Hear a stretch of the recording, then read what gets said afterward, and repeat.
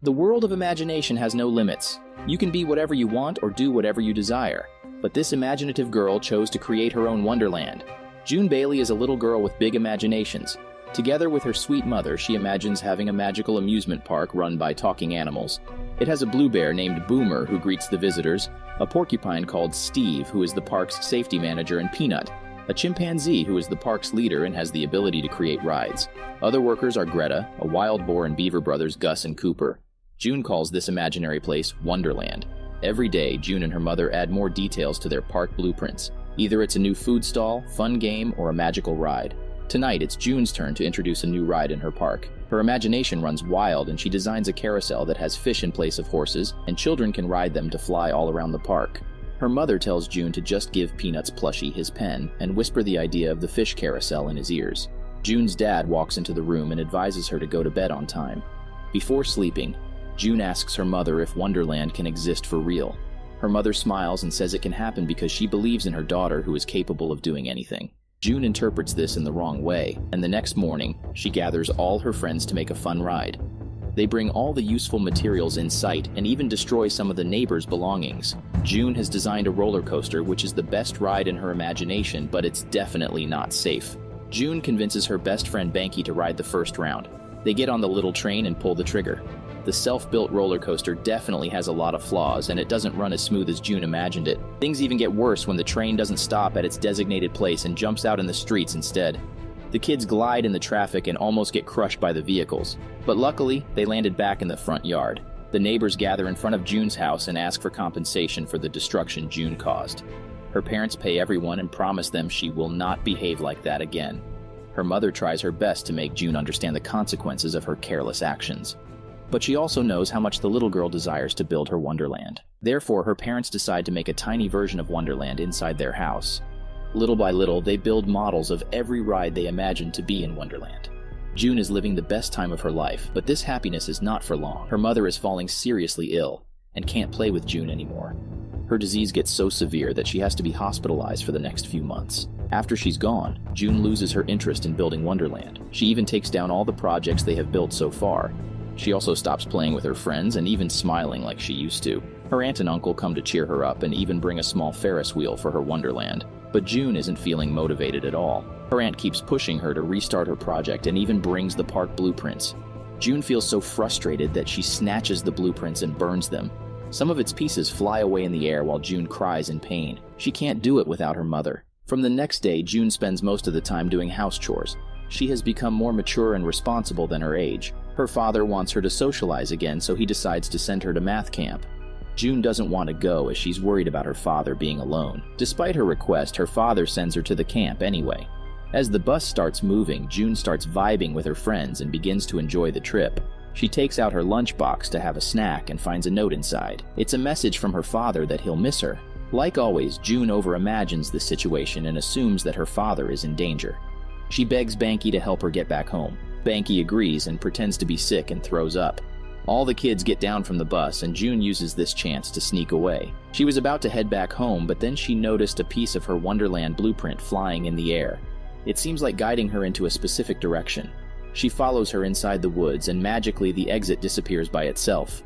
June doesn't get scared and keeps following the blueprint and reaches an abandoned roller coaster train. June tries to ride it and ends up in a place that looks exactly like her imaginary roller coaster. Before she can digest what she's seeing, a bunch of animals warn her to run away for her life.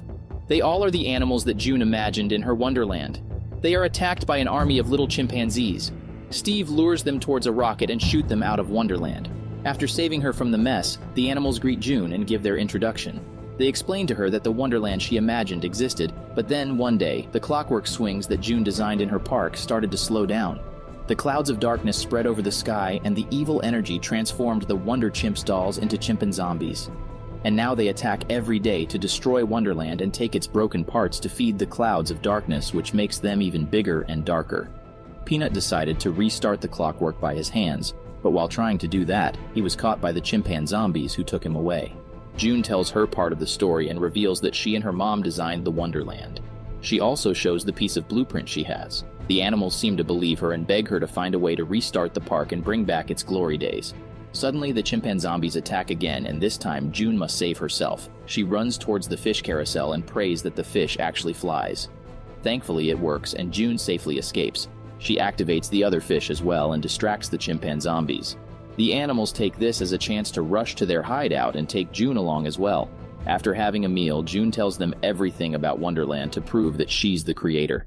The animals have no option than trusting her and taking her to fix the clockwork. She can't even get out of Wonderland if it's not activated. The real-life clockwork is way bigger than June imagined. She looks around but can't find any leak or damage. There must be stuck gear that stopped the working. The blueprint she has is overwritten by her mother, and June can't see the gear's orientation clearly. The animals were looking at her excitedly, and Steve accidentally released his thorns. It makes the blueprint fly away. While trying to catch it, the animals and June reach the glass road around the fireworks hills. The mischievous chimpanzombies break the glass road, and the fireworks are also rushed towards the sky. The whole park starts to burn down into pieces. June gets on a broken plank and floats to the edge. She starts looking for the animals, but falls in a dimension called Zero-G Land that's full of colorful bubbles. She jumps around and lands near the candy shop. June notices that Peanut is hiding inside the shop. He had escaped the chimpanzombies and hid here to stay safe. June encourages him to get out and save Wonderland. He's the one who gives all the inspirations and ideas. Peanut refuses to accept that and says all his ideas came through a woman's voice that used to whisper in his ears. But then, it suddenly disappeared, and the clouds of darkness spread across the sky. Peanut kept waiting for the voice to guide him, but it never came back. June realizes that this is all her mistake. She stopped imagining and didn't talk to Peanut since her mother fell sick. Before she can tell this to Peanut, the chimpanzombies attack them. They must have followed June here. Peanut takes June to escape the zone, but June turns back to get Peanut's pen. While trying to save her, Peanut gets captured by the chimpanzombies while June gets out of the zone. She reunites with the other animals and tells them about Peanut. They must save him. In excitement, June reveals that she's behind this darkness. She was so worried for her mother that she had lost her own light. The animals fall in shock to hear this and refuse to trust June. Poor girl is left alone, but she suddenly remembers what her mother used to say. She is the wonder in Wonderland. Realizing her worth, June gets up to drive the Skyflinger machine. As it is operated by multiple drivers, June joins the controls with ropes and operates the machine single-handedly. She starts rebuilding the park and attracts the animals. They were wrong to doubt her skills. There's not much time for reconciliation as the clouds of darkness are getting bigger and have swallowed Peanut. The animals declare June as their leader and ask her about their next move. She suggests getting inside the clouds by riding the roller coaster. As Boomer is really big, so he's sent in a separate trolley. He gets scared of the height and accidentally slides backward. Gus and Copper chop down the bridge to stop Boomer but fail. June brings long ropes and somehow manages to save everyone. It's too risky to go together, so June decides to do it by herself. After getting inside the clouds of darkness, she started looking for Peanut. June tells him to gather himself and save the park. Peanut says the same thing, that he lost his inspiration. Hearing this, June reveals that the voice Peanut used to hear was her mother's. June promises that she'll recover soon. Till then, June will be his inspiration. She whispers in Peanut's ears to build the world's biggest slide, but make it with bendy straw. Peanut loves the idea. His pen glows and he draws the slide to get out of the cloud of darkness. They rush towards their mates and carry them on the slide as well. While traveling above the park, June notices a pattern similar to the blueprint she had. Her mother didn't just write on the paper. She actually drew the pattern to restart the clockwork. June instructed Peanut to follow the pattern and launch the clockwork. The clouds of darkness start to disappear and the park regenerates by itself. The visitors appear too, and the rides start working. The animals request June to stay and guide them, but June believes that these animals are the actual wonder of Wonderland. She says goodbye to them with a heavy heart and jumps out of the exit. June rushes back home as she's worried for her father.